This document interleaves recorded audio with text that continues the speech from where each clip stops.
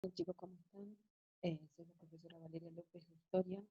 Ya hablamos por WhatsApp eh, un par de veces. Obviamente muy poca recepción he tenido, se ve. No sé si es con todos los profesores de las materias o solamente conmigo, pero bueno, como ya les dije en su momento, esta semana ya básicamente es la última semana antes de las vacaciones de invierno y he recibido muy pocos trabajos de ustedes. Eh, Algunos sí, algunos compañeros de ustedes han entregado, pero siempre se están faltando muchos trabajos. Solamente 10 personas más o menos, de esas personas tengo los trabajos casi completos. Pero bueno, del resto ninguna comunicación, ni siquiera por WhatsApp. Pero bueno, como yo les dije en su momento, esto lo voy a elevar al equipo directivo para que haga lo que sea necesario para ver qué está pasando, ocurriendo con ustedes, dado ¿no? las circunstancias. Puede pasar ¿no? esta cuestión de la falta de conectividad, pero también problemas familiares, o lo que pueda llegar a pasar o ocurrir ¿no? dentro de sus casas en estos momentos ¿no? de pandemia y cuarentena, donde obviamente pareciera que muchos están desganados, ¿no? desmotivados, y puede llegar a ser comprensible, pero bueno, también tenemos que pensar de que las clases no se suspendieron, las clases siguen estando en forma virtual, si bien no son presenciales, seguimos mandando actividades y tratando de tener algún tipo de vínculo con ustedes. En ese sentido, la idea del video es más que nada hacer un repaso general de este primer y casi segundo trimestre. Recuerden que el segundo trimestre termina en septiembre, que vimos 5 trabajos prácticos de la unidad 1, 2 y 3. Yo, como les había comentado, tratamos de hacer trabajos prácticos que engloben gran parte de estas unidades, porque si no vamos a estar como muy desactualizados ¿no? de lo que tendrían que ustedes ver en la historia del tercer año. Lo que voy a hacer es compartirle una serie de punteos de datos sobre los trabajos prácticos que ustedes tenían que ver a lo largo de estos días, de estos meses, y a partir de allí ustedes trabajan y responder las preguntas o las consignas que debieran realizar. Bueno, en ese sentido lo que voy a hacer es compartirles la pantalla para que vayan viendo esta serie de datos que fui haciendo como punteo, para que tengan en cuenta a la hora de la realización de los trabajos 1, 2, 3, 4 y 5.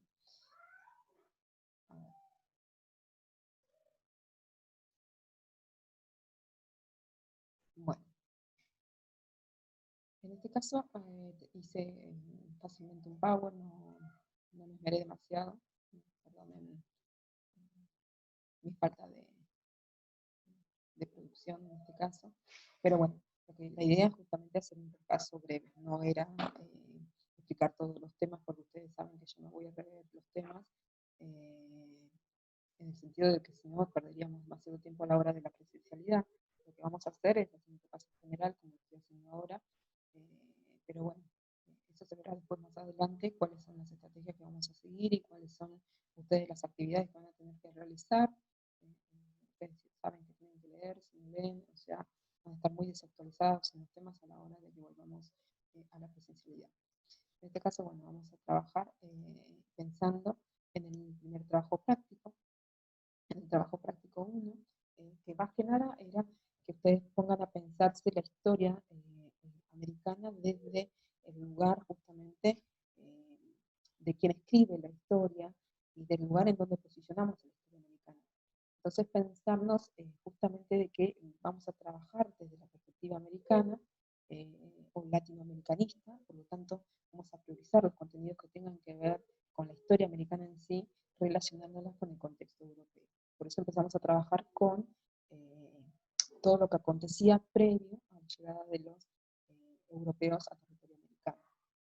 En este caso yo les había hablado en el trabajo práctico número 1, que tenían que pensar en esta idea de la unidad o la unificación o homogenización de los indígenas o las comunidades originarias en sí, en función de un solo término, el hecho de conocerlos como indios.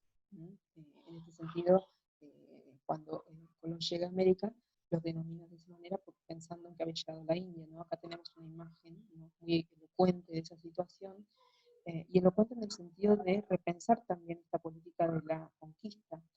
Cuando hablamos de conquista y colonización, no estamos diciendo que era una llegada, una bienvenida, algo pacífico, sino que justamente los conquistadores españoles y portugueses vienen con las armas para apoyarse para la invasión, y también que vienen sosteniendo la cruz justamente para erradicar, si se quiere, otras religiones que eran propias de las culturas americanas hasta ese momento.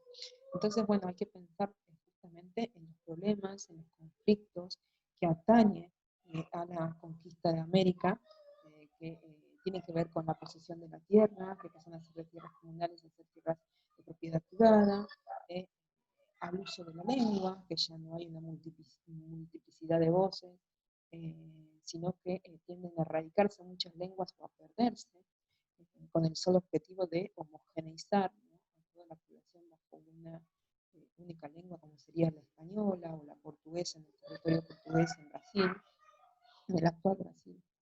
Pero bueno, pensar justamente en estas generalidades a la hora de analizar el contexto americano y analizar justamente la historia americana. Eso tenía que ver con el trabajo práctico 1. El trabajo práctico 2 iba de la mano del trabajo práctico 3. Ahí tenemos que pensar justamente en función de esta idea de quiénes habitaban el territorio americano a la llegada de los conquistadores españoles y portugueses. Y cuando hablamos justamente de esos conquistadores, cuando hablamos de las civilizaciones que habitaban el territorio americano, estamos pensando en la idea de verdaderos estados. No podemos pensar en la existencia de que eran pueblos o eran pequeñas sociedades, agricultoras, recolectoras, o que practicaban la agricultura. No, tenían un complejo sistema de infraestructura, una compleja jerarquización social. Era básicamente una estructura estatal que distribuía los alimentos, y que también tenía un sistema tributario que garantizaba justamente las obligaciones o los impuestos que debían pagar las poblaciones de los alrededores que estaban dominadas. Entonces es importante pensarlo justamente a partir de allí, ¿no?, de pensar a las comunidades originarias como verdaderos estados, ¿no? Y también pensarlo en función justamente de que eran estados territoriales, porque eran estados que básicamente lo que hacían era conquistar el territorio vecino, apropiarse de ese territorio y también garantizar de esa manera la producción de alimentos, la producción de excedentes a esos territorios.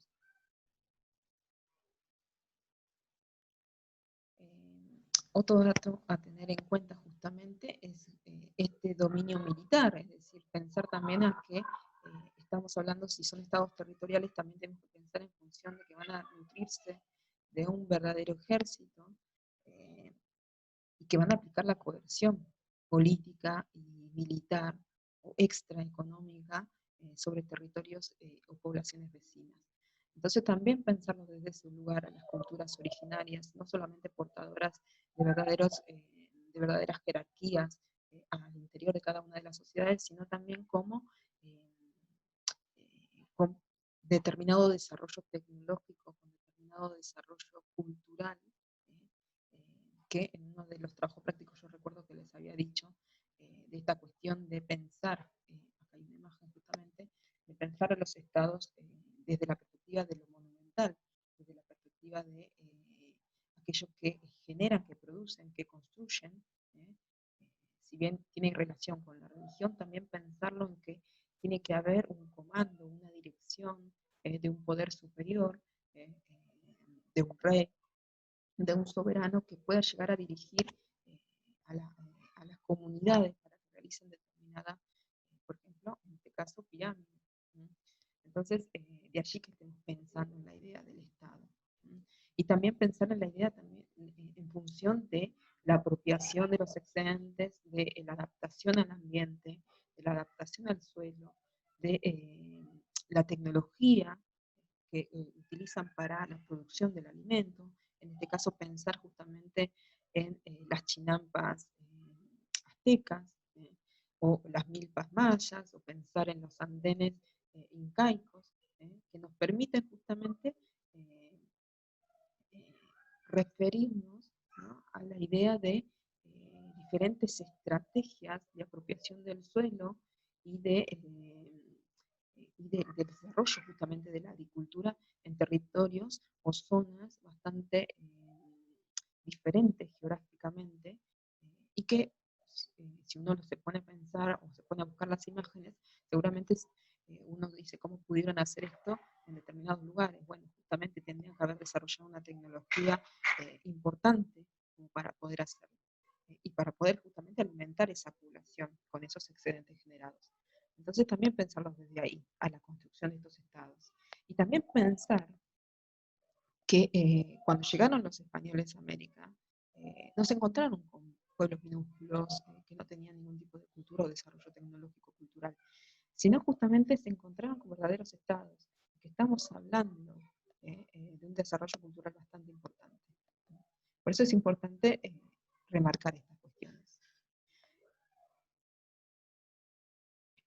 Por último, el trabajo práctico 4 y 5 tiene que ver más que nada con el desarrollo de lo que es la baja Edad Media. Ustedes seguramente el año pasado llegaron a ver hasta la Edad Media o hasta la época romana. La Edad Media se extiende entre un periodo entre el siglo VIII hasta el siglo XIV, con la crisis del siglo XIV. Nosotros, yo lo que hice fue justamente hacer una breve introducción, digamos, del desarrollo feudal, ¿no?, con algunas características específicas para que ustedes tengan en cuenta a la hora de analizar qué es lo que pasaba en Europa en el momento en que había un desarrollo civilizatorio en América. En este caso, en Europa estaba ocurriendo lo que se conoce justamente como la propagación del señorío feudal, es decir, el establecimiento de poderes fragmentados en personas, en múltiples personas, que tenían lo que se denomina el poder del ban, es decir, el poder de la coerción, política, económica y militar, porque justamente cada uno era poseedor de sus propios ejércitos militares, estos señores feudales. Entonces, tenían bajo su égida no solamente lo que se conoce como vasallos, es decir, aquellos que le rendían pleitesía, homenaje a estos señores feudales y que de alguna manera les brindaban protección, sino que también había siervos. Y en este caso, ¿qué eran los siervos? Eran campesinos que estaban ligados a la tierra, significa que trabajaban la tierra del señor feudal, y que tenían también, usufructuaban unas tierras para la autosubsistencia, pero por lo general tenían obligaciones para con el señor en donde estaban residiendo, en la zona en donde estaban residiendo, obligaciones que tenían que ser en trabajo, eh, o con también la entrega de productos que generaban a partir del cultivo, o de la ganadería, o bien el comercio. En este momento el desarrollo del comercio no está bien consolidado. A partir del siglo XII, es decir, con la Baja Edad Media, se va a consolidar lo que se conoce como, lo que se conocería como la burguesía comercial, que van a ser los pequeños comerciantes que van a estar emplazados entre los caminos de un pueblo hacia el otro, ¿no? Son caminos interregionales que comunican esas regiones y que por algún lado circulan esos productos que necesitan cada uno de los señoríos. Hay que tener en cuenta que hay algo principal, y una característica de la Edad Media es que los señores feudales están en continuas luchas con señores feudales vecinos, porque justamente estamos hablando de una economía expansiva, es decir, una economía que necesita expandirse a territorios vecinos para poder generar mayor cantidad de alimentos. Pero también estamos hablando de que si necesitan justamente expandirse hacia territorios vecinos, necesitan la conformación de un buen ejército, es decir, de tener buenos vasallos que puedan participar justamente en las luchas eh, entre cada uno de los señores feudales. Por eso la relación que se va a dar entre señores feudales, vasallos y campesinos, siervos, va a ser justamente de garantizar la protección que no existía en ese momento, básicamente a nivel general, porque no existía el Estado, como nosotros lo conocemos ahora. Recién va a surgir el Estado, la figura de un soberano, a partir del siglo XV y XVI, es decir, con la conformación de lo que se llaman los estados modernos, que es el trabajo práctico número 5, y que de alguna manera nos revela la finitud del poder feudal, es decir, cómo ese poder decae en el siglo XIV, producto de una serie de enfermedades que hace que la población de los feudos, es decir, de los señoríos feudales, decaiga, disminuya. Por lo tanto, no hay gente que vaya a producir el alimento, que trabaje en las tierras del Señor, y muchas otras personas también deciden migrar hacia las ciudades que, como ya les había dicho, estaban en pleno desarrollo, sobre todo porque eran caminos de circulación de mercaderías. Entonces va a ser importante pensar a la historia europea, ¿no? Desde este lugar, ¿no? Desde este desarrollo económico, desde este desarrollo de la ciudad, ¿no? Como un lugar o espacio que comienza a ser importante, ¿no? Más allá del campo. Y también la aparición de esta figura central que va a ser la del soberano, eh, que va de alguna manera a apoyarse en la burguesía, es decir, a este sector económico, comercial, que va a empezar a tener poder adquisitivo, poder de capital, de dinero, y que va a darle préstamos a los reyes, justamente para que los reyes fortalezcan sus propios ejércitos y para que limiten de alguna manera el poder de los señores feudales que intentan de alguna manera recuperar lo que habían perdido, ¿no? Con la crisis del siglo XIV. Sin embargo, progresivamente los reyes van a ir adquiriendo mayor poder hasta hacerse justamente lo que se conoce como absolutos, es decir, conformarse monarquías absolutas o absolutistas, en donde concentren la mayoría de los poderes en su persona, e incluso se estén garantizados por su vinculación con algún tipo de divinidad o afianzamiento en la idea de que están ocupando ese lugar porque justamente fue otorgado por un dios en particular, otorgado por el dios cristiano, si se quiere, para colocarlos en ese lugar en específico. Entonces, también el Estado moderno surge en la figura del rey y del soberano, en función también de una serie de instituciones que se van a crear para poder garantizar justamente el poder del rey. Bueno, esto es un repaso muy general de lo que nosotros vimos a lo largo de estas primeras 5 trabajos prácticos.